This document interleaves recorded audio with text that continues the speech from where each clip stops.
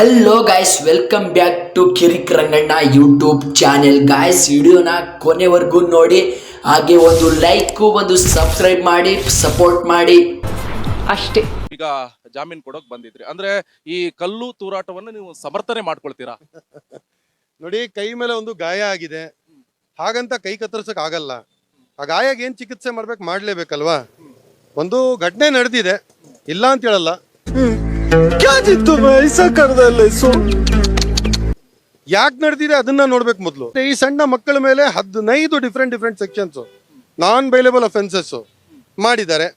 ಆಯ್ತು, ಇವಾಗ ಒಂದು ಘಟನೆ ನಡೆದಿದೆ, ಯಾರಾದ್ರೂ ಒಬ್ರು ಬರ್ಬೇಕಲ್ವಾ, ಬೇಲ್ ಮಾಡಿಸ್ಲೇಬೇಕಲ್ವಾ. ಹಾಗಂತ ಅವ್ರಿಗೆ ಅಲ್ಲೇ ಬಿಟ್ಬಿಡ್ತಾರ? ಈ ಸರಿ ರಾಜ್ಯೋತ್ಸವ ಪ್ರಶಸ್ತಿಗೆ ರೆಕಮೆಂಡ್ ಮಾಡಿಸ್ತೀರಿ ಅಂದ್ರೆ ಅವರಿಗೆ ಮುಂಚೆನೆ ಗೊತ್ತಾಗ್ಬೇಕಲ್ವಾ, ಈ ತರ ನಮ್ಮ ಸಂವಿಧಾನದಲ್ಲೂ ಈ ತರ ಕಾನೂನು ಇದೆ, ಅದು ಕೂಡ ಪೊಲೀಸ್ ಅವರ ಮೇಲೆ ಹಲ್ಲೆ ಮಾಡಿದ್ರೆ ಎಷ್ಟು ಮಟ್ಟಿಗೆ ಸರಿ ಅಂತ. ಇನ್ ಕೇಸ್ ಅಬ್ದುಲ್ ರಜಾಕ್ ಅವರು ಈಗ ಅಷ್ಟೇ ಹೇಳಿದ್ರು ಕೈಗೆ ಗಾಯ ಆದ್ರೆ ಬರ್ಬೇಕಂತ. ಇನ್ ಕೇಸ್ ನಿಮ್ ಮೇಲೆ ಯಾರು ಹಲ್ಲೆ ಮಾಡಿದ್ರಪ್ಪ, ಆ ಸಂದರ್ಭದಲ್ಲಿ ನೀವ್ ಎಲ್ಲಿ ಹೋಗ್ತೀರಾ ಅಂತ. ಇದನ್ನ ಬೆಂಬಲಿಸ್ತಾ ಇಲ್ಲ, ಇದನ್ನ ಸಮರ್ಥನೆ ಮಾಡ್ತಾ ಇಲ್ಲ. ಅದಕ್ಕೋಸ್ಕರ ಅಂತ ಹೇಳ್ಬಿಟ್ಟು ಇವಾಗ ಇವ್ರ ಮೇಲೆ ಕೇಸ್ ಆಗಿದೆ, ಒಂದು ಇದಾಗಿದೆ ಅಂತ ಹೇಳ್ಬಿಟ್ಟು ಇವ್ರನ್ನ ಜೈಲಲ್ಲೇ ಸಾಕ್ಬಿಟ್ಬಿಡೋದಾ, ಬೇಲ್ ಮಾಡಿಸ್ಬಾರ್ದಾ? ಅಂದ್ರೆ ಇಂತಹ ಕೃತ್ಯ ತುಂಬಾ ಆಗಿದೆಲ್ಲ ಸರ್, ಈ ಸಮಾಜ ಎಷ್ಟಂತ ಸಹಿಸ್ಕೊಳ್ಬೇಕಂತ ತುಂಬಾ ಆಗಿದೆ. ಡಿಜೆ ಹಳ್ಳಿ, ಕೆಜೆ ಹಳ್ಳಿ, ಯಾವುದು ಮಂಗಳೂರು ಆಗಿರ್ಬೋದು. ನಿಮ್ಗೆಲ್ಲ ಯಾವನು ಮೆಟ್ ಬಿಚ್ಚ ಹೊಡೆಯಲಿಲ್ಲಕ್ಕಲ್ಲ, ಅದಕ್ಕೆ ಹೆಂಗ್ ಆಡ್ತೀರ ನನ್ನ ಮಕ್ಕಳ ನೀವು? ಬಿಜೆಪಿ ನಾಯಕರು ಕೇಳ್ತಾ ಇರುವಂತದ್ದು ಇದು ಒಳ ಸಂಚು ಅಂತ ಹೇಳ್ತಿದ್ದಾರೆ. ಅವ್ರಿಗೆ ಕಲ್ಲೆಲ್ಲಿ ಸಿಕ್ತು, ಮುಂಚೆನೆ ಸಂಚು ಮಾಡ್ಕೊಂಡು ಬರ್ತಾ ಇದ್ದಾರೆ ಇವರು.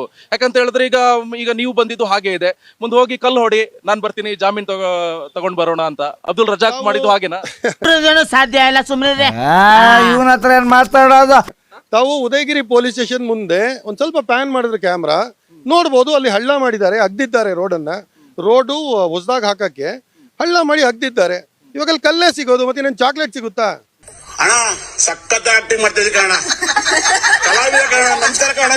ನಾನು ಹೇಳ್ದಿರಲ್ಲ, ಒಂದು ಘಟನೆ ನಡೆದಿದೆ, ಅದಕ್ಕೆ ಏನ್ ಮಾಡ್ಬೇಕು ಮಾಡ್ತಿದೀವಿ. ಹೊರಗ್ ಬಿಟ್ಕೊಂಡು ಹಂಗೆ ಸುಮ್ನೆ ಇರ್ತೀರಾ, ಅಥವಾ ಅವ್ರ ಬಗ್ಗೆ ಏನಾದ್ರು ಕನಿಕರ, ಮತ್ತೆ ಇನ್ನೊಂದು ಸ್ಟೇಷನಿಗೂ ಇನ್ನೊಂದು ಯಾರದೋ ಪೊಲೀಸ್ ಮೇಲೆ ಹಲ್ಲೆ ಮಾಡ್ಕೊಂಡು ಮತ್ತೆ ನೀವು ಜಾಮೀನು ಬೇಡಪ್ಪ, ಅಬ್ದುಲ್ ರಜಾಕ್ ಇದ್ದಾರೆ, ಬರ್ತಾರೆ. ಒಂದೊಂದು ಮುತ್ತು ಕಡೆ ತಪಸ್ಸು ಮಾಡಿ ಪಡಿಬೇಕಿಂತ ಮಕ್ಕಳನ್ನ ಮೇಲ್ ಕೇಸ್ ಆಯ್ತು. ಈಗ ಪ್ರತಾಪ್ ಸಿಂಹ ಕಡೆಯವರು ಪೊಲೀಸ್ ಸ್ಟೇಷನ್ ಬಂದು ಹೊಡೆದಾಕಿದ್ರೆ ಬೆಂಕಿ ಹಾಕೋದು ಅದೆಲ್ಲ ಮಾಡಿದ್ರ ಕಾನೂನು ಸುವ್ಯವಸ್ಥೆ ಹದಗೆಡ್ತಾ? ಸ್ವತಃ ತಾನು ಅದೇ ತಪ್ಪು ಮಾಡ್ಕೊಂಡು ಯಾವ ನೈತಿಕತೆಯಿಂದ ಇವತ್ತು ಮಾತಾಡ್ತಾರ್ರಿ ಸಾಹೇಬ್ರಿಗೆ. ನಾವೇನ್ ದೇಶ ಬರ್ಕೊಟ್ಬಿಡೋಣ? ಅಲ್ಲಿ ನಾವು 1947 ಧರ್ಮದ ಮೇಲೆ ನಾವು ಬರ್ಕೊಟ್ವಿ. ಯಾರು ನಿನ್ನ ಅಪ್ಪಂದ ದೇಶ, ನೀನ ಬರ್ಕೊಟ್ಟೆ. ಯಾರಿಗಿದು? ಪ್ರತಾಪ್ ಸಿಂಹ ಅವ್ರು ಹೇಳ್ತಾ ಇರೋದು. ನಿಮ್ಮನಿಗೆ ಕೇಳ್ತಿರೋದು.